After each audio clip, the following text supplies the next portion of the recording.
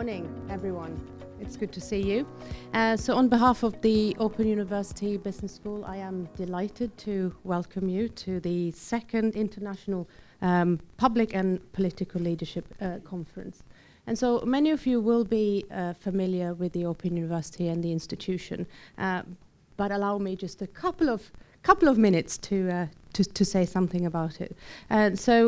Many of you will know that the institution, the Open University, was indeed a result of great public and political leadership at the time by a number of important individuals, including Harold Wilson, who was the Prime Minister who established the Open University, and the work of his Minister for State and Education, Jenny Lee, even Margaret Thatcher, because she ignored the more partisan voices of her party members in favor of the Open University, and of course Michael Young, whose vision led to the type of university that the Open University is. And Michael Young is also the namesake of the building that we're in today. Okay, so there are also strong links between the social aims of the public and political leadership network and that of the Open University. You guys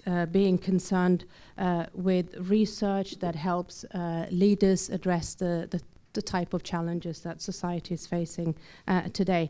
And the mission of the Open University, which is to provide educational opportunities and social justice through high quality university education to all who wish to realize their ambitions and fulfill their potential. So as many of you know, students who come to the Open University may not necessarily have any formal qualifications. So we're kind of open to everybody. So that kind of mission of the university to be open to people, open to places, open to methods, and open to ideas has been our guiding principles for almost 50 years now. And it underpins the teaching that we do and that we deliver to over 200,000 students each year in the UK, and that makes us the largest UK university by far. Okay, so since 1969, over 2 million people have experienced life-changing learning through their study with the Open University.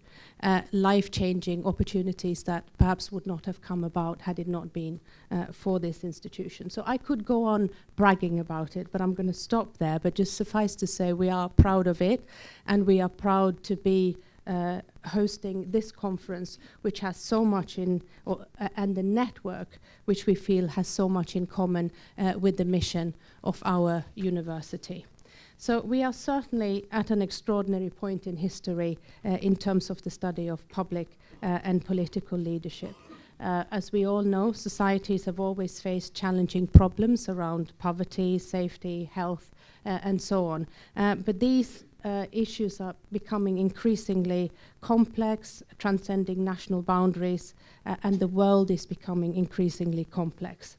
And so there are complex global and local issues to address on climate change, refugees, migration, growing disparities between rich and poor, and a whole host of such wicked issues and problems.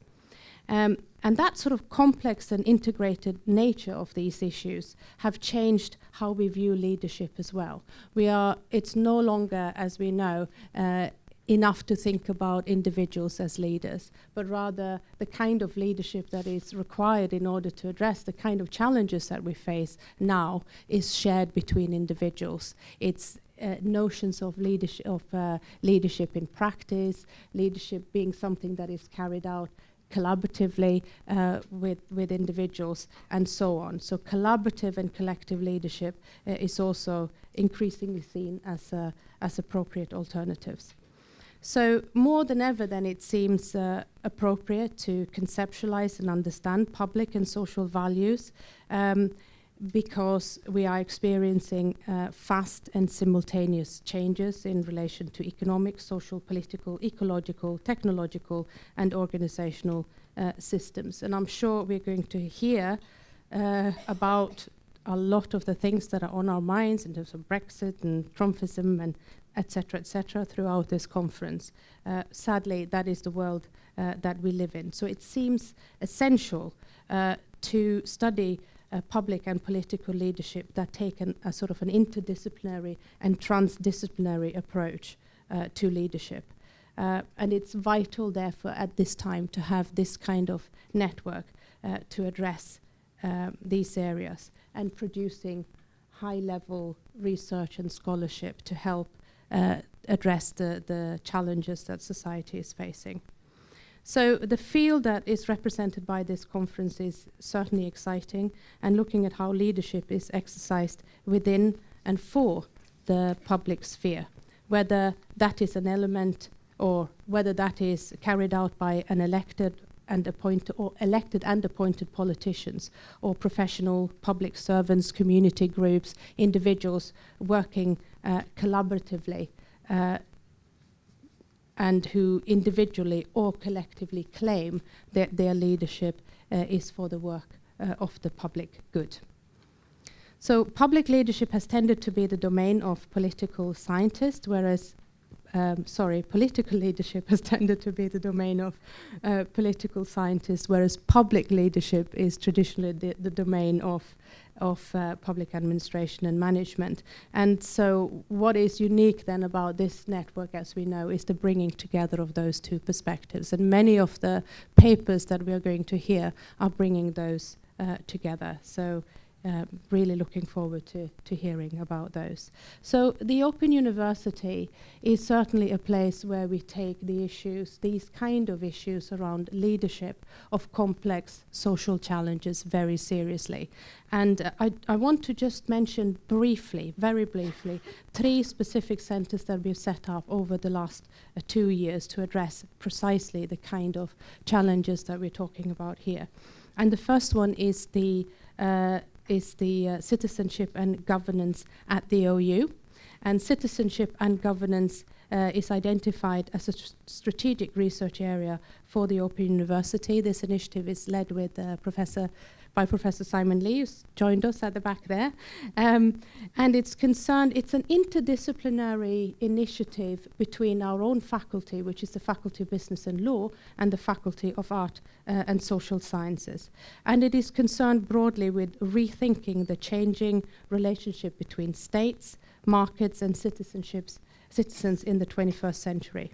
And the challenges of governance and leadership on global issues such as migration, climate change, and security.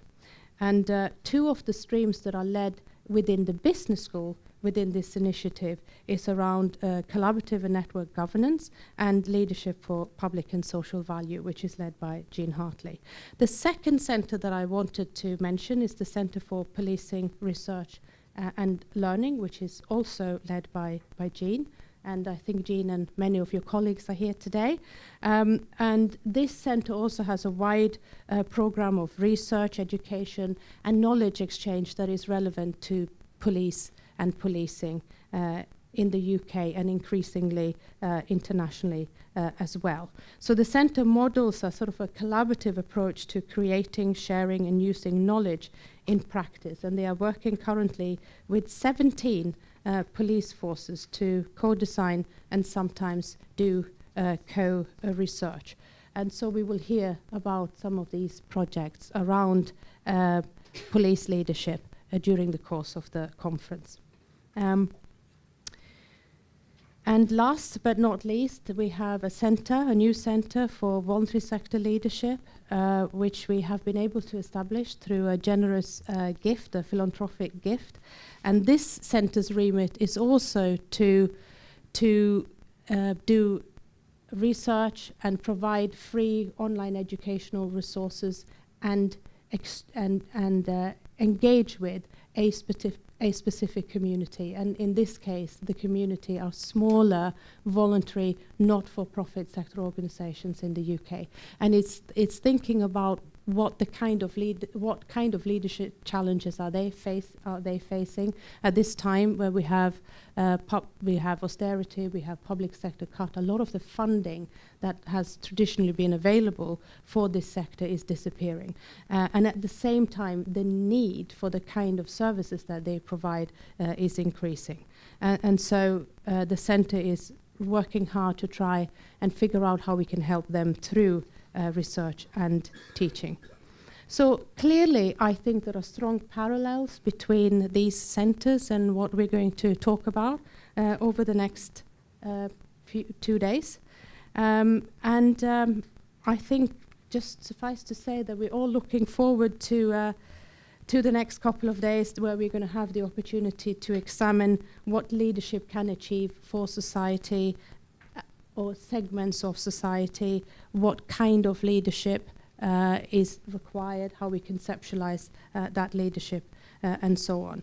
So before I stop, I just want to say thank you very much to Alessandro and the team for organizing the conference. I think I can feel the buzz in the room already. It's going to be a great 2 days.